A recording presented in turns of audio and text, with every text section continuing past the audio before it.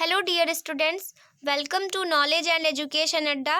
आज हम पढ़ेंगे क्लास 10 सिविक्स का चैप्टर 7 जिसका नाम है आउटकम्स ऑफ डेमोक्रेसी। तो चलिए स्टार्ट करते हैं। सबसे पहला टॉपिक यहाँ पे आप देखिए क्या पढ़ना है आपको। How do we access democracies outcome, accountable, responsive and legitimate government, economic growth and development, reduction of inequality and poverty, accommodation of social diversity, dignity and freedom of the citizens। ये सारे पॉइंट्स आपको पढ़ने हैं इस chapter में, ठीक है। तो स्टार्ट करने से पहले आप सभी से रिक्वेस्ट है कि प्लीज़ मेरे चैनल को सब्सक्राइब कर लीजिए और बेल आइकन को ज़रूर प्रेस कर लीजिए ताकि आपको हर एक वीडियो का नोटिफिकेशन टाइम से मिल सके। तो चलिए स्टार्ट करते हैं। यहाँ पर आपको ये समझने से पहले एक बार मैं आपको समझाना चाहती हूँ कि ये चैप्टर में आखिर है क्या।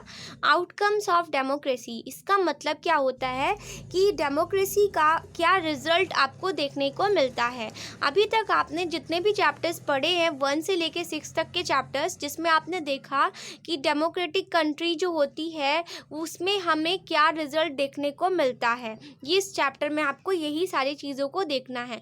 तो एक कंट्री जो है वो अगर डेमोक्रेटिक है तो उसका जो आपका रिजल्ट है वो बेटर है कि नहीं है, और उसका रिजल्ट अगर आपको चेक करना है तो उसके लिए आपको कई सारे चेक करने के लिए पॉइंट्स दिए गए हैं, जिसके थ्रू आप कंपैरिजन करके यहाँ पर ये समझेंगे कि एक कंट्री अगर वो डेमोक्रेटिक है तो उसका आउटकम जो है वो कैसा होगा, यानी आउटकम्स ऑफ डेमोक्रेसी। तो यहाँ पर चलिए सबसे पहले समझते हैं। पहला टॉपिक है how do we assess democracies outcomes. तो डेमोक्रेसी को समझने के लिए पहले आपको एक चीज़ बताते हैं कि democracy is a better form of government when we compared with dictatorship और मोनार्की सिस्टम। अगर आप डेमोक्रेसी को मोनार्की सिस्टम से कंपेयर करेंगे तो आप ये पाएंगे कि इसके कंपैरिजन में डेमोक्रेसी क्या है, बहुत ही बेस्ट है। और आपने भी देखा है कि 9th वगैरह में आपने पढ़ा हिस्ट्री में कि डेमोक्रेसी की डिमांड हर एक कंट्री वाले करते हैं, चाहे वो छोटी कंट्री हो या बड़ी कंट्री हो। और आपने बहुत सारे चैप्टर्स में भी इस तरह का डिस्कशन किया है। तो एक कंट्री अगर डेमोक्रेटिक है तो वो किस वजह से बेटर है, तो यहाँ पे आपको कुछ पॉइंट्स बताए गए हैं। पहला, अगर एक कंट्री डेमोक्रेटिक है तो हम क्या चीज़ देखते हैं कि it promotes equality among citizens, लोगों के बीच में या जनता को या क्या देता है, इक्वालिटी प्रोवाइड करता है अगर वो कंट्री डेमोक्रेटिक है तो। Enhance the dignity of individuals, एक पर्सनली किसी भी एक इंसान का या किसी भी एक सिटीज़न का वो उसकी गरिमा को बनाए रखता है, यानी उसके अंदर जैसे अगर इक्वालिटी तो है ही, साथ में उसका कुछ ना कुछ वैल्यू भी है। ये चीज़ हमें डेमोक्रेसी से ही सीखने को मिलती है। एंड ये क्या करता है, improve the quality of decision making. Democracy क्या है, किसी भी डिसीजन को बनाने के समय उसकी क्वालिटी को भी क्या करता है, इम्प्रूव करता है। अगर मान लीजिए कि कोई डिसीजन लिया गया है और वो अच्छा नहीं है तो वो क्या करेगा, डेमोक्रेसी के अंदर उस चीज़ को फिर से सुधारा जाता है और तब जाकर के फाइनल डिसीजन लिया जाता है। And it provides a method to resolve conflicts. Democracy जो है वो आपका अगर किसी भी टाइप का कोई विरोध हो जाता है तो उसे क्या करता है, उसको सॉल्व करने का एक मेथड प्रोवाइड करता है। आपने जैसे देखा भी है चैप्टर्स में, आपने पढ़ा है अभी सिविक्स में भी कि अगर किसी भी टाइप का कोई डिस्प्यूट हो जाता है तो यहाँ पर फाइनली डिसीजन डेमोक्रेसी में जो है वो आपके कौन देते हैं, जो जुडिशरी मेंबर्स होते हैं उनके थ्रू मिलता है, ठीक है। एंड ये लास्टली इसमें ये एक डेमोक्रेटिक कंट्री की ये एक खासियत है कि ये क्या करता है कि किसी भी टाइप का अगर किसी से कोई मिस्टेक हो जाए तो उसे सुधारने की ये एक तरह का क्या है, ये चांसेस देता है, यानी कि एक तरह का ये जो है मौका देता है किसी भी टाइप की गलतियों को सुधारने का। यानी डेमोक्रेटिक जो कंट्रीज होती है उसमें ये सारे पॉइंट्स आपको देखने को मिलने चाहिए और मिलते भी हैं। तो इस हिसाब से हम कह सकते हैं कि डेमोक्रेसी एक बेटर फॉर्म ऑफ गवर्नमेंट तो है, ठीक। लेकिन हम यहाँ पर डेमोक्रेसी को समझेंगे कैसे, तो डेमोक्रेसी को आप समझने के लिए यहाँ पर आप इस डायग्राम से समझिए कि एक डेमोक्रेसी है, ठीक है, जो कि कई सारी चीज़ों को फेस कर रही है। यहाँ पर आप जो पत्थर के छोटे छोटे टुकड़े देख रहे हैं और कुछ बड़े टुकड़े भी देख रहे हैं, ये सारे डेमोक्रेसी की ओर ही आ रहे हैं। और डेमोक्रेसी इन सबको क्या करती है, फेस करती है। जैसे अगर किसी स्टूडेंट की डिमांड है, ठीक है, तो भी इसको फेस करना है। अगर कोई चाहता है कि सेपरेट कंट्री, तो भी इसको फेस करना है। अगर कोई चाहता है कि प्रोटेस्ट करने के लिए अगेंस्ट पुलिस एक्सरसाइजेस के, तो भी उसको फेस करता है। इस हिसाब से आप बहुत सारे एग्जांपल्स के थ्रू समझ सकते हैं कि अगर एक कंट्री डेमोक्रेटिक है तो उसको कई सारे प्रॉब्लम्स को देखने पड़ते हैं।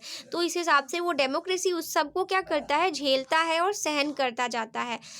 तो फ्रेंड्स, यहाँ पर आप कह सकते हैं कि so democracy is seen to be good in principle. Democracy जो है अगर प्रिंसिपल के हिसाब से देखा जाए तो बहुत ही अच्छी है, but felt to not so good in its practice. अगर इसके प्रैक्टिस की बात करें या इसके व्यवहार की बात करें तो डेमोक्रेसी उतनी अच्छी नहीं है जितना इसमें प्रिंसिपल इसमें बताते हैं इसके। ठीक है, आपने भी देखा है कि भले ही यहाँ पर डेमोक्रेटिक कंट्री है लेकिन करप्शंस आपको देखने को हर जगह मिलेंगे और हमेशा डिमांड्स भी पूरी नहीं होती है, लेकिन फिर भी वो एक डेमोक्रेटिक कंट्री है। Our expectations for democracy is so high. और हमारी जितनी भी एक्सपेक्टेशंस होती हैं, हमारी आशा रहती है हमेशा डेमोक्रेसी से, वो बहुत ही ज़्यादा ऊंची रहती है। हमेशा हम सोचते हैं कि डेमोक्रेटिक कंट्री है तो हमें ऐसा होना चाहिए, हमें ये मिलना चाहिए। हमेशा हमारी डिमांड अगर एक पूरी होती है तो दूसरी डिमांड अपने आप उससे ज़्यादा वाली आ जाती है। तो our interest in democracy often pushes us into taking a position that democracy can address all socio-economic and political problems। तो हमारा क्या है कि जो इंटरेस्ट है अगर डेमोक्रेसी में, तो जनरली इतना इंटरेस्ट होने की वजह से हम डेमोक्रेसी को उस ओर ढकेल देते हैं कि हम इसको उस हिसाब से देखने लगते हैं कि जो भी हमारा इकोनॉमिकली या फिर कोई भी पॉलिटिकल प्रॉब्लम्स है तो डेमोक्रेटिक कंट्री है तो उसे सॉल्व कर देगी। If our expectations are not met we start blaming the idea of democracy. अगर हमारी किसी भी टाइप की कोई भी डिमांड पूरी नहीं हुई तो हम तुरंत ब्लेम करते हैं कि डेमोक्रेसी अच्छा नहीं है। हमारी अक्सर ये चीज़ें सामने देखने को मिलती हैं। तो अगर हम ये चीज़ों को अगर रिमूव करें तो हम देखेंगे कि डेमोक्रेसी है क्या। The first step toward thinking carefully about the outcomes of democracy is to recognize that democracy is a just form of government। ये कुछ और नहीं बल्कि डेमोक्रेसी एक इंसान नहीं है, ये एक तरह का सिर्फ गवर्नमेंट का एक तरीका है जिसे आप इंसान समझ के यहाँ पर उसको ब्लेम करते हैं, बल्कि ये एक तरह का गवर्नमेंट का तरीका है। It can only create conditions for achieving something. ये सिर्फ आपको जो है किसी भी चीज़ को अचीव करने के लिए कंडीशन क्रिएट करता है, ये आपको उस चीज़ को प्रोवाइड नहीं कर देगा। The citizens have to take advantage of these conditions and achieve those goals। और जो भी citizens या जो भी people या जनता है उसे इस टाइप का क्या है एडवांटेज मिलेगा कि वो उसको जो भी चाहिए वो उसको अचीव कर सके, उस गोल को प्राप्त कर सके, वो वहाँ तक पहुँच सके। तो गोल्स तक को अचीव कराने में या वहाँ पर उस रास्ते तक पहुँचाने का काम डेमोक्रेसी का है, लेकिन जाना सिर्फ आपको ही है। तो इस हिसाब से डेमोक्रेसी से जितनी आप डिमांड करेंगे वो उतना ही क्या है आपकी डिमांड को पूरा तो करने की कोशिश करेगा, बट अगर कहीं भी कोई भी फॉल्ट हो जाती है तो तुरंत उस पर ब्लेम भी होने लगता है। तो डेमोक्रेसी एक तरह का बस गवर्नमेंट का तरीका है, उस हिसाब से आप उसके आउटकम को यहाँ पर समझिए। तो यहाँ पर क्या है कि डेमोक्रेसी को समझने के लिए सिर्फ यहाँ पर कुछ यही पॉइंट्स नहीं है, बल्कि आपको उसके क्वालिटी को देखने के लिए यहाँ पर कई सारे पॉइंट्स दिए गए हैं जिस हिसाब से आप यहाँ पर डेमोक्रेसी के आउटकम को समझेंगे। जैसे अगर आपको किसी की क्वालिटी का पता करना है तो आप उससे कंपेयर करके ही पता करते हैं कि अच्छा अगर ये पढ़ने में इतना सही है उसके कंपैरिजन में सही है, ऐसा आप सोचते हैं, है ना। तो कंपैरिजन करके ही हम किसी की क्वालिटी को का जो है पता लगा सकते हैं। तो वही चीज़ यहाँ पे डेमोक्रेसी के आउटकम का जो भी पता लगाना है वो कुछ पॉइंट्स हैं यहाँ पर, उसी से हम पता लगाएंगे। तो चलिए let us examine some of the things that we are expect from democracy, जो कि हम उससे एक्सपेक्ट करते हैं। तो सबसे पहला है कि डेमोक्रेटिक गवर्नमेंट जो है वो अकाउंटेबल, रिस्पॉन्सिव और लेजिटिमेट गवर्नमेंट होनी चाहिए। और यहाँ पर अगर वो ऐसा है तो हमको इससे क्या आउटकम्स देखने को मिल रहे हैं। तो फ्रेंड्स पहले तो आपको ये समझा देती हूँ कि अकाउंटेबल, रिस्पॉन्सिव और लेजिटिमेट का मतलब क्या होता है। तो अकाउंटेबल गवर्नमेंट का मतलब होता है कि ऐसी गवर्नमेंट जो कि आंसरेबल होती है पीपल्स के लिए। यानी कि आपने कोई भी क्वेश्चन किया या आपने कोई भी क्वेरी की तो अगर वो गवर्नमेंट अकाउंटेबल है तो आपको उसका आंसर मिल जाएगा। और रिस्पॉन्सिव गवर्नमेंट वो होती है, the government respond to the need and expectations of the citizens, जो कि सिटीजन्स की नीड और एक्सपेक्टेशंस पर क्या करे, रिस्पॉन्स करे, शांत होकर कर ना बैठे। और लेजिटिमेट गवर्नमेंट क्या होती है, लॉफुल एंड ट्रांसपेरेंट गवर्नमेंट, एक ऐसी गवर्नमेंट जो कि सबके लिए क्या हो, ट्रांसपेरेंट हो, उसमें किसी भी टाइप का कोई करप्शन ना हो, ऐसी गवर्नमेंट लेजिटिमेट गवर्नमेंट होती है। अगर इसकी हिंदी मीनिंग की बात करें तो अकाउंटेबल का मतलब होता है जवाबदेही, यानी जो आपको जवाब देगा। जैसे आपने कोई काम किया तो क्वेश्चन आपसे पूछा जाता है कि इस काम के लिए जवाब कौन देगा, ठीक है। तो यहाँ पर जो गवर्नमेंट है, यहाँ पर वो अगर आपकी डेमोक्रेटिक है तो वो अकाउंटेबल ज़रूर होनी चाहिए। तो अगर वो रिस्पॉन्सिव है तो आपके जो भी नीड और एक्सपेक्टेशंस है उस पर वो रिस्पॉन्स करेगा, यानी उस पर जिम्मेवार होगा, उसके लिए वो जिम्मेदार होगा, रिस्पॉन्सिव होगा। और अगर वो लेजिटिमेट गवर्नमेंट है तो उसका किसी भी टाइप का कोई भी अगर उसने डिसीजन सुनाया है तो वो ट्रांसपेरेंट होगा और लॉफुल रहेगा। तो ये सारे पॉइंट्स आपको देखने हैं। लेकिन आपके क्वेश्चन में पूछा जाता है कि कोई एक डेमोक्रेटिक गवर्नमेंट अकाउंटेबल, रिस्पॉन्सिव और लेजिटिमेट कैसे हो सकती है, या फिर आपको कहा जाएगा कि define accountable government, responsive government और लेजिटिमेट गवर्नमेंट। या फिर आपसे क्वेश्चन हो सकता है अलग अलग तरीके से पूछे और एक साथ मिक्स करके भी। तो आपको क्वेश्चन कैसा भी पूछे, बस आपको क्या है, इसके कॉन्सेप्ट को क्लियर करना है। ओके, तो यहाँ पर चलिए कॉन्सेप्ट को क्लियर करते हैं। तो सबसे पहले समझते हैं कि अकाउंटेबल गवर्नमेंट है क्या। तो सबसे पहले आपने समझ लिया कि ऐसी गवर्नमेंट जो कि आंसरेबल होती है सिटीजन्स के लिए, जो कि उसके उत्तर को दे सके। And accountable government is a transparent government, साथ में अकाउंटेबल गवर्नमेंट जो है वो ट्रांसपेरेंट भी होगी। फ्रेंड्स, मैं यहाँ आपको अकाउंटेबल और रिस्पॉन्सिव गवर्नमेंट का एक साथ पढ़ाऊंगी, मतलब उन दोनों को एक साथ मिक्स करके, और लेजिटिमेट गवर्नमेंट को हम अलग पॉइंट में पढ़ेंगे अभी। तो यहाँ पर अकाउंटेबल और रिस्पॉन्सिव का जो आंसर है वो आपको एक साथ मिक्स करके मिलेगा, और लेजिटिमेट गवर्नमेंट का आपको पॉइंट जो है अभी नेक्स्ट मिलने वाला है। तो a responsible government make the decisions that are useful to a majority of its citizens. तो जो रिस्पॉन्सिबल गवर्नमेंट होती है वो एक ऐसा डिसीजन देती है जो कि मेजॉरिटी में, वहाँ पर जितने ज़्यादा लोग रहते हैं उन सभी के लिए वो यूज़फुल होगी, सिर्फ किसी एक के लिए नहीं बल्कि ज़्यादा से ज़्यादा लोगों के लिए वो यूज़फुल होगी अगर वो रिस्पॉन्सिबल गवर्नमेंट है तो। और जो डेमोक्रेटिक गवर्नमेंट होती है वो रिस्पॉन्सिबल होती है लोगों के लिए और उसकी लॉज के लिए, ठीक है, यानी जनता और उसके द्वारा जो भी उनके थ्रू जो नियम बनाए जाते हैं वो सबके लिए क्या होती है, रिस्पॉन्सिबल होती है। तो यहाँ पर आपसे क्वेश्चन पूछा जाता है अकाउंटेबल गवर्नमेंट के अंदर में ही कि is the democratic government efficient, is it effective. क्या डेमोक्रेटिक गवर्नमेंट वो एफिशिएंट है या फिर ये इफ़ेक्टिव है। तो यहाँ पर आपको इसे समझने के लिए आपको इसका कंपैरिजन करना पड़ेगा नॉन डेमोक्रेटिक गवर्नमेंट के साथ। तो a non democratic rulers take decisions very fast but it may take decisions that are not accepted by the people and may therefore face problems। जो नॉन डेमोक्रेटिक गवर्नमेंट होती है उसके जो rulers होते हैं वो कोई भी डिसीजन है अगर उनके माइंड में आता है तो वो तुरंत ले लेते हैं और उनको बिल्कुल भी समय नहीं लगता। तो अगर हो सकता है कि उनके थ्रू जो भी डिसीजन लिया गया है वो पीपल्स के लिए एक्सेप्टेबल नहीं होंगे, या हो सकता है कि उनका ये डिसीजन उस जनता के लिए वहाँ पर बहुत ज़्यादा प्रॉब्लम क्रिएट कर ले। तो आपने देखा भी है कि लुई 16 के माइंड में जैसे था, एग्जाम्पल मैं ले रही हूँ, उसको क्या है कि अगर कोई डिसीजन लेना होता था तो वो तुरंत ले लेता था, वो किसी से पूछने नहीं जाता। लेकिन आपने भी देखा है कि डेमोक्रेसी में ऐसा नहीं होता है। डेमोक्रेटिक गवर्नमेंट को अगर किसी भी टाइप का डिसीजन लेना होता है तो उसको बहुत सारे प्रोसीजर्स को फॉलो करने होते हैं, कई सारे स्टेप्स होते हैं जो उसको फॉलो करके ही किसी भी लॉ को या किसी भी नियम को बना पाता है। तो in contrast the democratic government will take more time to follow procedures before arriving at a decision. आप अगर इसकी कंट्रास्ट यानी अपोजिट या विरोध में देखें तो डेमोक्रेटिक गवर्नमेंट पे किसी भी टाइप का कोई भी लॉ बनाने से पहले यहाँ पर कुछ प्रोसीजर्स होते हैं, तभी जाकर के वो फॉलो किया जाता है। But because it has followed procedures it's decision में both more acceptable to the people and more effective. लेकिन यहाँ पर भले ही ये प्रोसीजर फॉलो करने में उनको टाइम लग जाता होगा या लगता भी है, लेकिन ये सभी के लिए, जनता के लिए ज़्यादातर एक्सेप्टेबल भी होता है और बहुत ही इफ़ेक्टिव भी होता है। आपने देखा भी है कि अगर डेमोक्रेटिक गवर्नमेंट जो भी नियम बनाती है वो जनता के हित में बनाती है, यानी अगर उनको लगता है कि यहाँ पर पीपल्स की डिमांड है तो उनको ये लॉ बनाना चाहिए, और वो ज़्यादातर सभी के लिए एक्सेप्टेबल ही होता है और सबके लिए इफ़ेक्टिव भी। तो in democracy ensures that decision making will be based on norms and procedures, so it is accountable.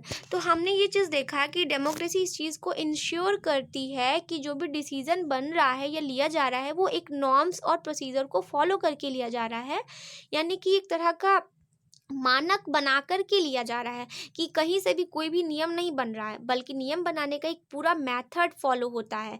इसीलिए हम कहते हैं कि ये एक अकाउंटेबल गवर्नमेंट होती है, यानी लोगों के लिए आंसरेबल होती है।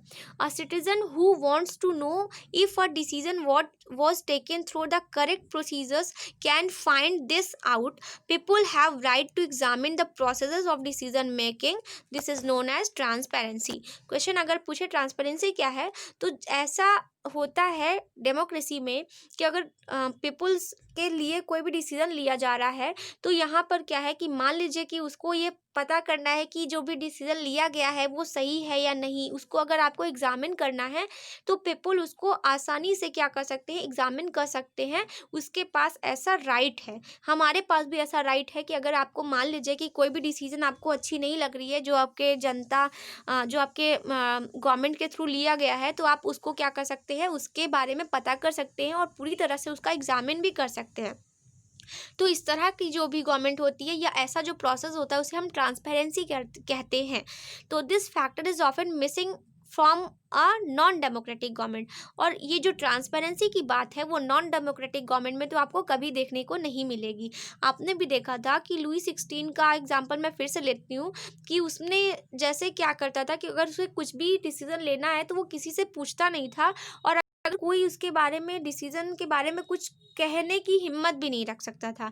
अगर वो जनता चाहे कि आपने जो डिसीजन लिया है मुझे इसके बारे में बताइए, तो वो नहीं पूछ सकता है, ऐसा उसमें कुछ भी नहीं था नॉन डेमोक्रेटिक गवर्नमेंट में।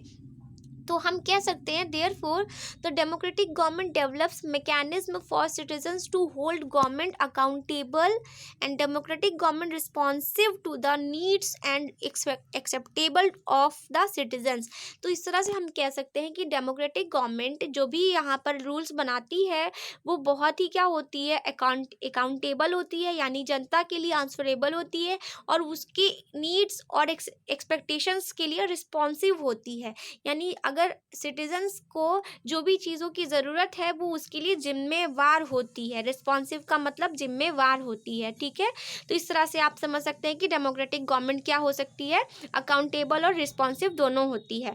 तो आई होप आप समझ गए होंगे। तो अकाउंटेबल तक का पॉइंट आप यहाँ तक लिखेंगे, और अगर आपको ये क्वेश्चन का आंसर लिखना है तो आप यहाँ से लेके ये फाइनल जो है यहाँ तक आप लिखेंगे कॉपी पे, ठीक है।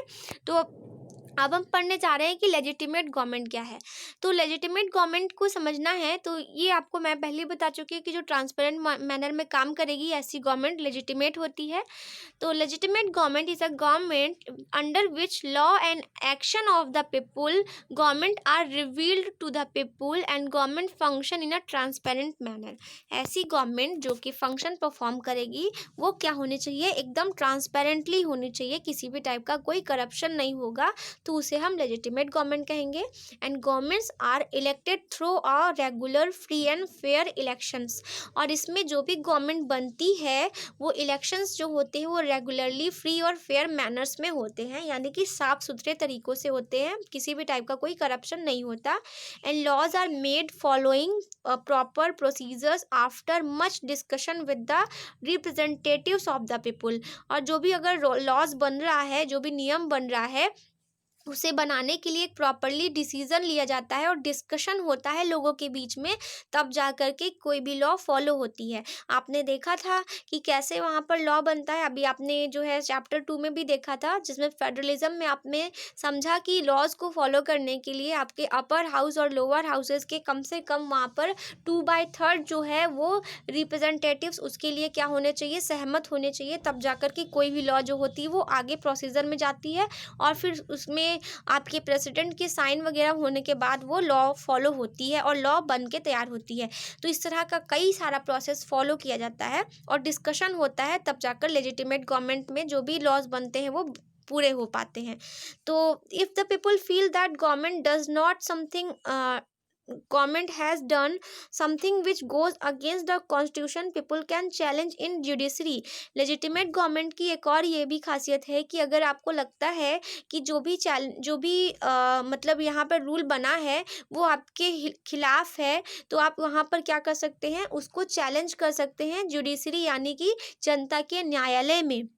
जनता का जो न्यायालय होता है यानी कि आप कोर्ट कह सकते हैं, उसमें जाकर के आप अपने खिलाफ जो भी होने वाला, जो आपके अगेंस्ट हो रहा है, उसके लिए आप वहाँ पर एक्शन ले सकते हैं। यानी कि अगर आपको लगता है कि आपके कॉन्स्टिट्यूशन में जो चीज़ लिखा है वो चीज़ आपको नहीं मिल रही है, तो आप जाकर के उस पर चैलेंज कर सकते हैं। तो this laws are applicable to all the citizens with whether rich or poor. और ये जो भी नियम बनते हैं वो चाहे वो गरीब हो या अमीर, सबके लिए क्या होते हैं, बराबर होते हैं और बराबर अप्लीकेबल होते हैं। ये भी पॉइंट आपको देखने को मिलेगा लेजिटिमेट गवर्नमेंट में। There is one respect in which democratic government is certainly better than its alternatives. Democratic government is a legitimate government.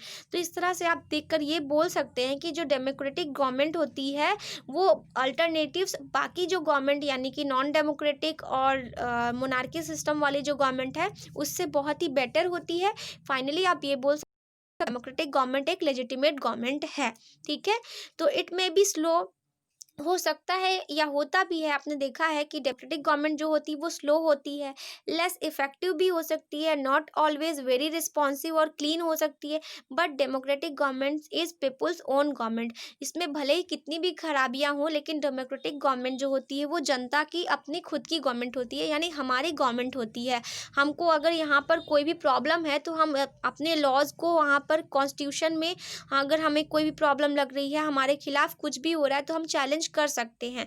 तो as a result the idea of democracy spread all over the world. इसी वजह से आपने ये भी देखा है कि डेमोक्रेसी को अचीव करने का आइडिया पूरी दुनिया के लोगों में है। यानी हर कोई कंट्री चाहती है कि वहाँ पर डेमोक्रेसी ही रूल फॉलो किया जाए और वहाँ पर जो भी काम है वो फेयर मैनर में हो। तो इस हिसाब से आप देख सकते हैं कि जो आपकी डेमोक्रेटिक गवर्नमेंट है उसका ये आउटकम आपने देखा कि वो अकाउंटेबल भी होती है और लेजिटिमेट भी होती है और रिस्पॉन्सिव भी होती है। तो इस हिसाब से आपने एक पॉइंट तो क्लियर कर लिया कि डेमोक्रेसी के इस आउटकम में या फिर डेमोक्रेसी का जो आउटकम है वो अकाउंटेबल, लेजिटिमेट और रिस्पॉन्सिव में बेटर ही है। ठीक है, अब हम पढ़ते हैं इकोनॉमिक ग्रोथ एंड डेवलपमेंट। इसके हिसाब से अगर आप समझना चाहेंगे कि डेमोक्रेसी का क्या आउटकम है, तो पहले आपको समझना होगा कि इकोनॉमिक ग्रोथ क्या होती है और इकोनॉमिक डेवलपमेंट क्या होती है, और इसकी कंपैरिजन आपको जो है नॉन डेमोक्रेटिक गवर्नमेंट से करनी पड़ेगी। तो सबसे पहले समझिए कि democracy can give good government. आपने ये भी देखा कि डेमोक्रेसी जो है वो गुड गवर्नमेंट दे सकती है, but it is not compulsory that it will give you economic growth. भले ही डेमोक्रेटिक आपके लिए जो है गवर्नमेंट वो गुड गवर्नमेंट होगी, लेकिन वो ज़रूरी नहीं है कि आपको इकोनॉमिक ग्रोथ प्रोवाइड करे। ठीक है, यहाँ पर आपको अकाउंटेबल, लेजिटिमेट और रिस्पॉन्सिव गवर्नमेंट भले ही आपको डेमोक्रेसी में देखने को मिल जाए, लेकिन इकोनॉमिक ग्रोथ आपको यहाँ पर अच्छी देखने को नहीं मिलेगी, और ऐसा होता भी है। तो अगर इसके एविडेंसेस की बात करें तो evidences shows that in practice many democracies did not fulfil this expectations. यानी अगर एविडेंस या फिर प्रूफ देखा जाए तो ये बताता है कि डेमोक्रेसी जो है वो इन सारे एक्सपेक्टेशंस को फुलफिल नहीं करता है। If you consider all democracies and all dictatorships for the 50 years between the 1950 and 2000s, dictatorships have slightly higher rate of the economic growth। अगर आप कंपैरिजन करें या फिर आप पीछे जाकर 1950 से 2000 के बीच में 50 सालों का रिकॉर्ड भी देखेंगे, तो भी आप ये पाएंगे कि डिक्टेटरशिप जो है वो डेमोक्रेटिक गवर्नमेंट से क्या है, इकोनॉमिक ग्रोथ के मामले में बेटर है। But this alone can't be the reason to reject democracy.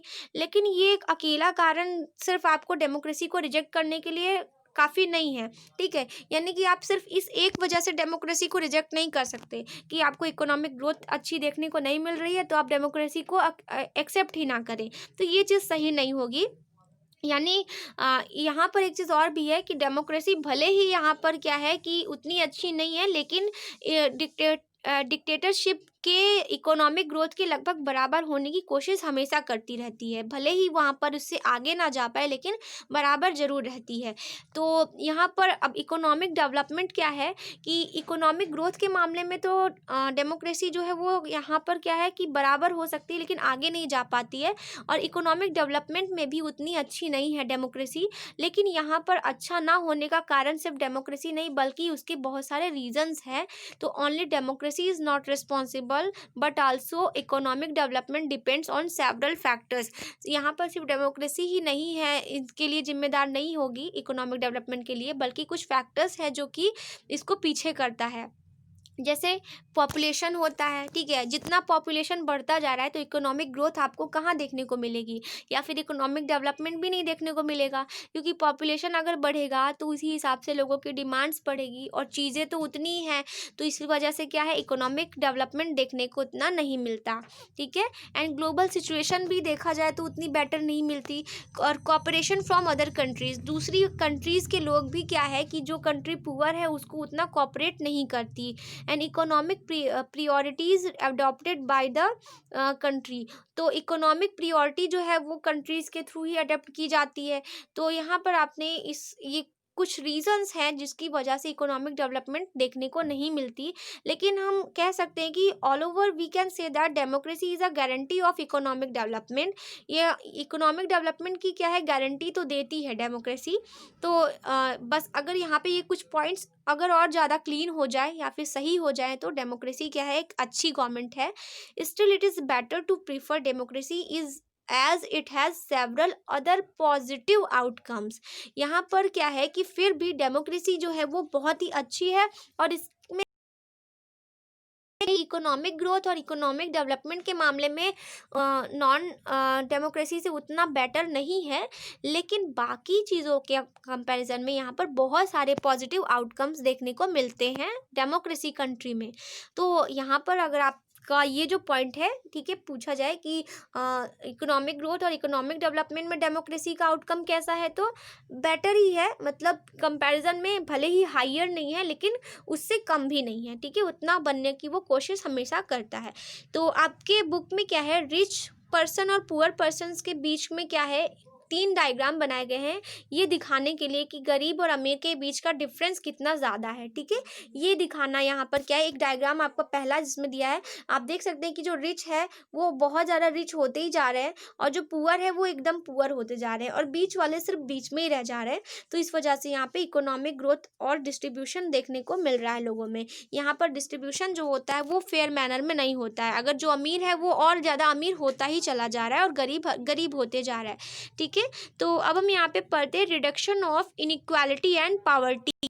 तो यहाँ पर इसमें क्या है, यानी गरीब और जो पावर्टी होती है और जो आपकी इनइक्वालिटीज़ होती है उसमें मतलब कितना रिडक्शन हुआ है, यानी असमानता और गरीबी गरीबी में कितनी कमी हुई है, ये चीज़ों को आपको समझ के ये समझना है कि इस पॉइंट के अकॉर्डिंग डेमोक्रेसी का क्या आउटकम है। ठीक है, तो इसके लिए पहले आप क्वेश्चन समझिए कि is economic growth is in democracies accompanied by increase inequality among the people, और do democracies lead to a just distribution of goods and opportunities. यानी कि क्या आपकी जो डेमोक्रेसी है वो इकोनॉमिक ग्रोथ के मामले में और लोगों के बीच में इकोनॉमिक इनइक्वालिटीज़ के मामले में साथ साथ चलती है, यानी कि जो लोगों के बीच में इनइक्वालिटीज़ हो रही है और साथ में इकोनॉमिक ग्रोथ हो रहा है, वो अगर साथ साथ हो रहा है, या फिर यहाँ पर हो सकता है कि जो डेमोक्रेसी है उसमें जो आपके गुड्स हैं और आपका जो चांसेस, यानी कि आपकी जो अपॉर्चुनिटीज़ हैं उसका जो डिस्ट्रीब्यूशन है वो आपका बराबर हो रहा है, यानी कि लोगों को बराबर चांसेस मिल रहे हैं कि नहीं। तो इस तरह का यहाँ पर क्या है, क्वेश्चन पूछा जाता है कि यहाँ पर इस पॉइंट्स के अकॉर्डिंग। ठीक है, तो अब आप यहाँ पे क्या समझेंगे कि although people get equality in political areas yet we find growing economic inequalities. यहाँ तक कि पीपल जो है, लोगों में पॉलिटिकल एरिया के मामले में तो बराबरी देखने को मिलती है, लेकिन अगर इकोनॉमिकली देखा जाए तो बराबरी देखने को नहीं मिलती। यानी कि अमीर और गरीब के बीच में जो इकोनॉमिकली जो डिफरेंस है वो बहुत ज़्यादा है। पॉलिटिकल एरियाज़ में तो सभी बराबर है, बिकॉज आप यहाँ पर गरीब हो या अमीर हर कोई क्या है वोटिंग करता है, तो उस हिसाब से वो बराबर है। लेकिन अगर पैसों के मामले में देखा जाए तो बहुत ज़्यादा डिफरेंस है। और यहाँ पर ऐसा है कि a small number of ultra rich enjoy a highly opportunity share of wealth and incomes, even their share in the total income of the country has been increasing। तो अगर आप देखेंगे कि जो छोटा हिस्सा है वो क्या है ज़्यादा अमीर है, यानी कम लोग हैं लेकिन बहुत ज़्यादा अमीर है, और गरीबों की संख्या बहुत ज़्यादा है लेकिन अमीरों की संख्या क्या है बहुत कम है, लेकिन वो और ज़्यादा अमीर होते जा रहे हैं, चाहे वो वेल्थ के मामले में हो या इनकम के मामले में, और उनका टोटल इनकम भी क्या है बहुत ज़्यादा इंक्रीज़ करते जा रहा है। ऐसा यहाँ पर हमेशा देखने को मिलता है।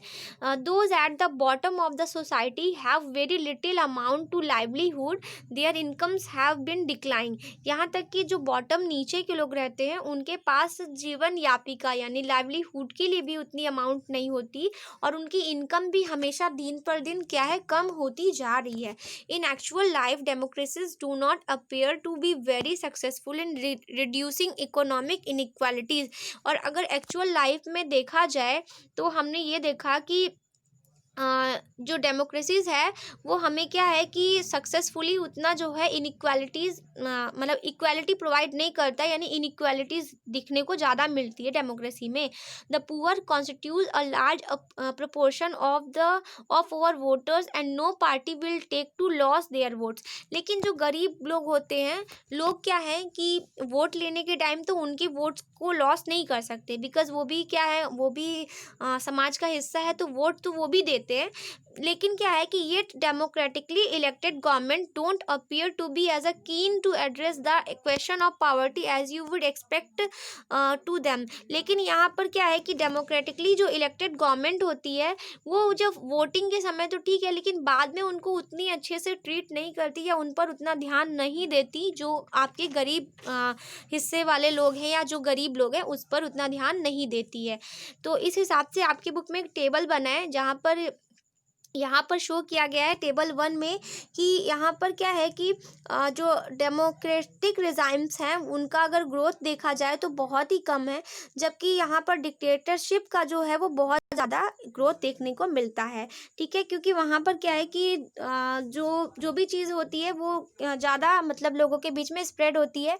और जबकि यहाँ पर टेबल 2 में आपको ये देखने को मिलेगा कि 20% लोग जो है नेशनल इनकम के मामले में कुछ कंट्रीज़ में क्या है यहाँ पर जो है लगभग आपका मान के चलिए यूके तक जो है यहाँ पर आपको काफ़ी डिफरेंस देखने को मिलेगा। जो टॉप पर है उनके पास नेशनल इनकम का काफ़ी परसेंट है, जैसे साउथ अफ्रीका का 64.8% जो है वो 20% लोगों के पास है नेशनल इनकम का, जबकि जो बॉटम के लोग हैं उसमें सिर्फ 29% ही है।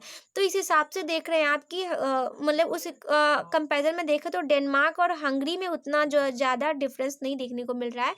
तो इस हिसाब से आप देख रहे हैं कि जो इनइक्वालिटीज़ है वो हर जगह देखने को मिलती है। तो इस हिसाब से आपने ये समझा कि जो आपका जो असमानता है और इनइक्वालिटीज़ और पावर्टी में जो रिडक्शन है वो क्या है कि कुछ हद तक जो है हर कंट्रीज़ में देखने को मिलती है, और उस हिसाब से इसका आउटकम काफ़ी अच्छा नहीं रहा या बेटर नहीं है। ठीक है, डेमोक्रेसी में। अब हम नेक्स्ट पॉइंट पढ़ते हैं, अकोमोडेशन ऑफ सोशल डाइवर्सिटी। यानी हमें यहाँ पे पढ़ना है कि जो सोशल डाइवर्सिटी है उसमें किस हिसाब से अकोमोडेशन हो रहा है, यानी लोगों के बीच में किस हिसाब से सामंजस्य या कह सकते हैं कि सहयोग या मेल जोल हो रहा है। तो इस हिसाब से आपको डेमोक्रेसी में क्या आउटकम देखने को मिल रहा है।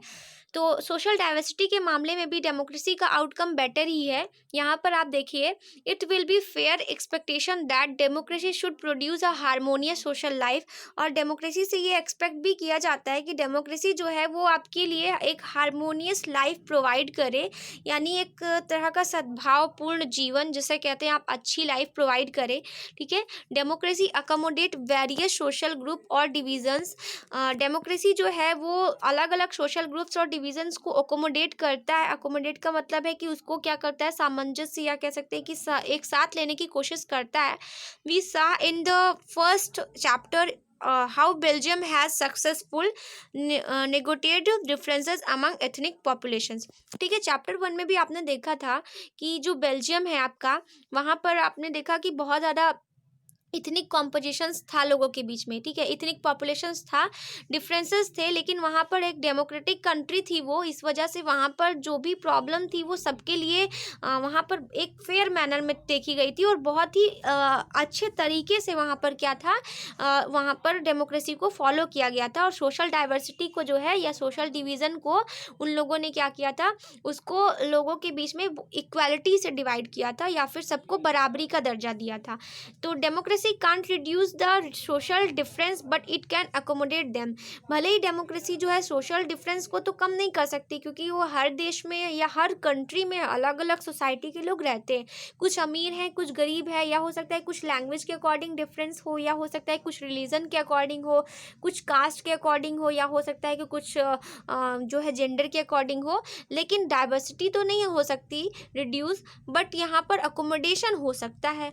तो यहाँ पर हम देखते हैं कि डेमोक्रेसी जो है वो एकोमोडेशन ज़रूर प्रोवाइड करती है, लोगों के बीच में जो है वो आपस में तालमेल बैठाने का काम करती है।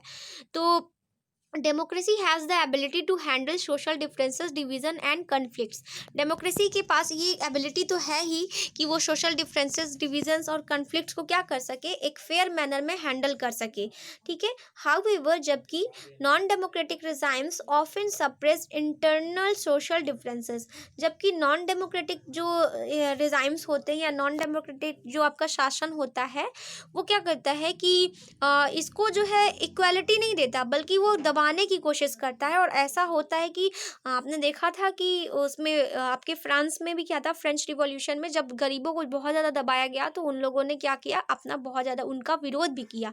तो वहाँ पर ऐसा ही देखने को मिलता है कि नॉन डेमोक्रेटिक रिजाइम्स वाले जो भी डिफरेंसेस होते हैं उसको दबाने की कोशिश करते हैं। तो बल्कि दबाना नहीं चाहिए, बल्कि सबको एक साथ लेके चलना चाहिए।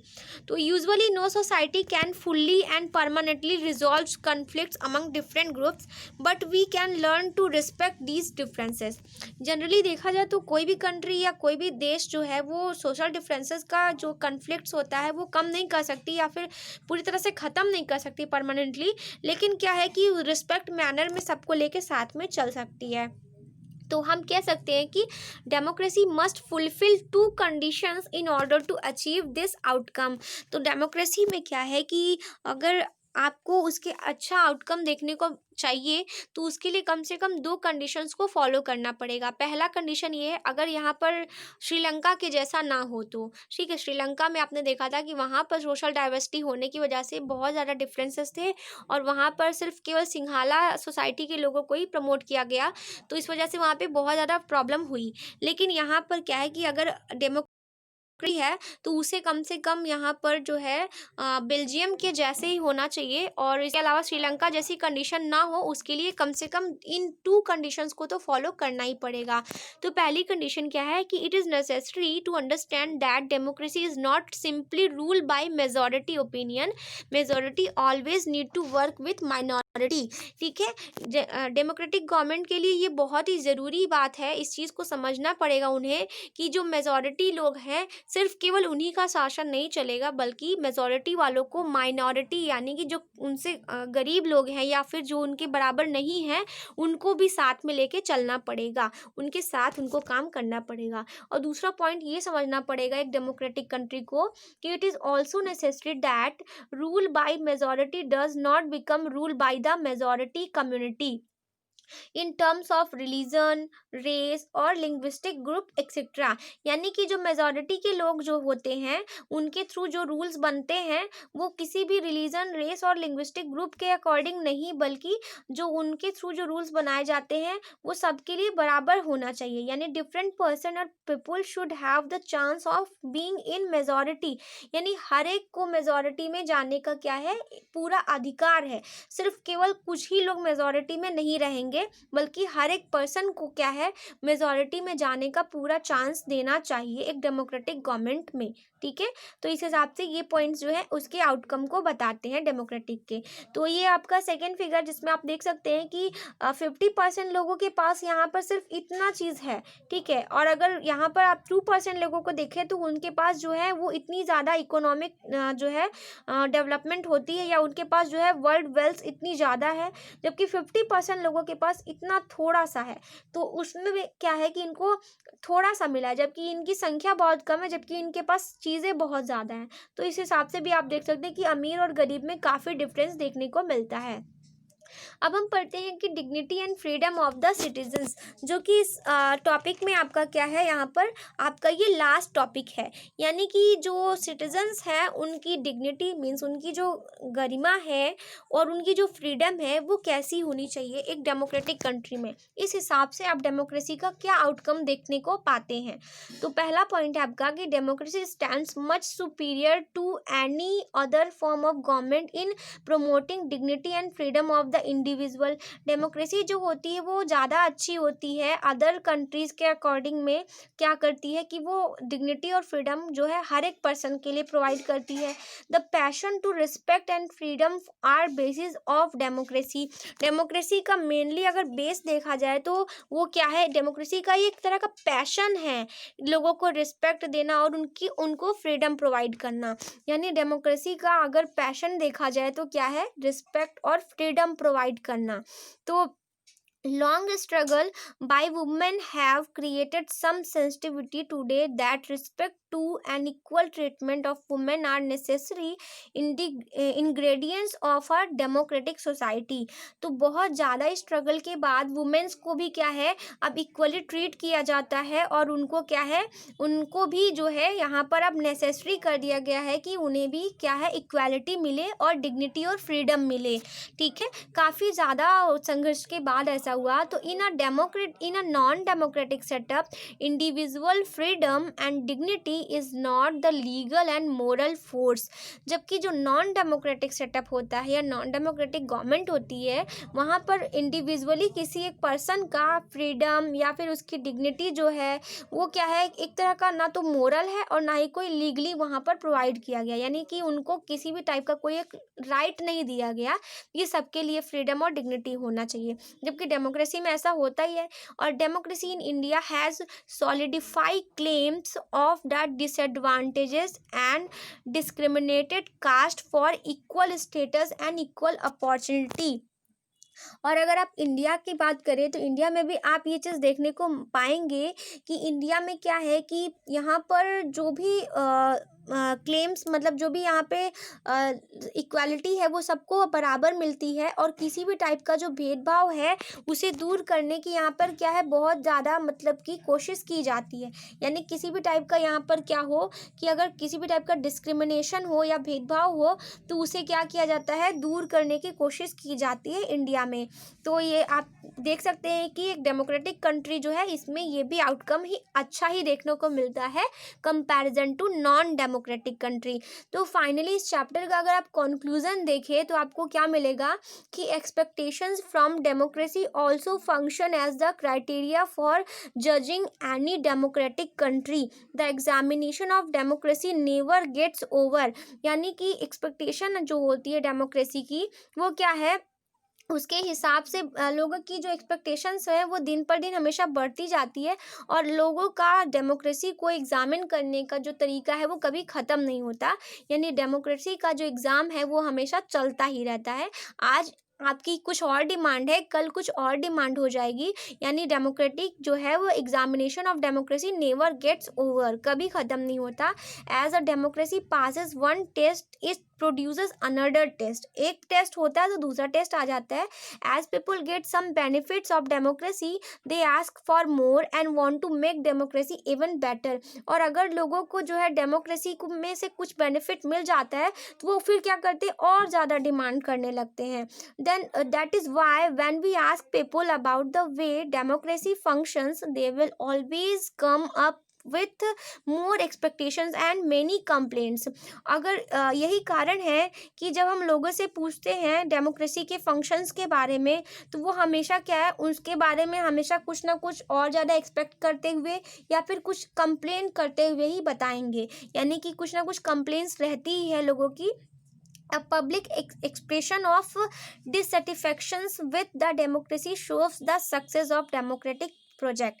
यानी लेकिन ये जो है एक तरह का पॉजिटिव तरीका भी है या पॉजिटिव वे आप कह सकते हैं कि अगर कोई कंट्री जो है डेमोक्रेसी से जो है वो अगर सेटिस्फाई नहीं हो रही है या डिससेटिस्फेक्शन हो रहा है उसको, तो इसका मतलब है कि वो उतना ही वो डेवलप डेमोक्रेटिक कंट्री है। It transforms people from the status of a subject into that of citizens. इस तरह से आप देखेंगे कि ये क्या है कि लोगों के बीच में जो है एक तरह का क्या है कि जगह बना के रखा हुआ है डेमोक्रेसी। तो आप देख सकते हैं कि डेमोक्रेसी का जो आउटकम है वो काफ़ी अच्छा है बाकी जितनी जो डिक्टेटरशिप या फिर नॉन डेमोक्रेटिक गवर्नमेंट है उसके कंपैरिजन में। यानी डेमोक्रेसी का जो आउटकम्स है वो बेटर ही है, और आपने इसके कंपैरिजन्स को भी देखा है। और लोगों की डिमांड्स का क्या है, वो तो हमेशा बढ़ती ही जाती है। तो फाइनली यहाँ पे आपने क्या है डेमोक्रेसी का आउटकम जो है वो समझ लिया। तो आई होप आपको अच्छा लगा होगा आज का वीडियो, और आपको जो भी प्रॉब्लम हो आप जो है मुझसे कमेंट बॉक्स के थ्रू पूछ सकते हैं। और इसके अलावा आपको अगर नहीं समझ में आ रही चीज़ें तो आप वीडियो को दोबारा देखिए। और यहाँ पर क्या है कि आपने इस चीज़ को समझा कि आउटकम्स ऑफ डेमोक्रेसी जो है वो कैसे होती है, डेमोक्रेसी का क्या परिणाम है या क्या उसके रिजल्ट देखने को मिले हमें। तो गाइस आज का चैप्टर यही हम क्लोज करते हैं। तो यहाँ पर क्या है कि आप प्लीज़ मेरे चैनल को लाइक कीजिए, शेयर कीजिए, कमेंट कीजिए और सब्सक्राइब जरूर कर लीजिए, और बेल आइकन को भी प्रेस कर लीजिए ताकि आपको हर एक वीडियो का नोटिफिकेशन टाइम से मिल सके। तो आज के लिए बस इतना ही रखते हैं। Thank you so much for watching.